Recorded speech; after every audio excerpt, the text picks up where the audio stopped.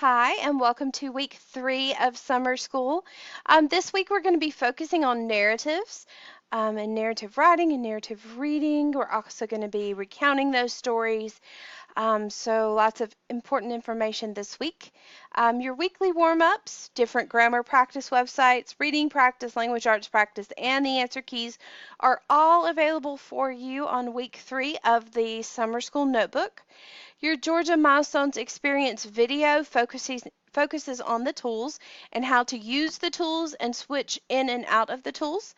So make sure your students check that video out and make sure they're practicing on that Georgia Experience online website themselves. The asynchronous activity this week focuses on narrative writing.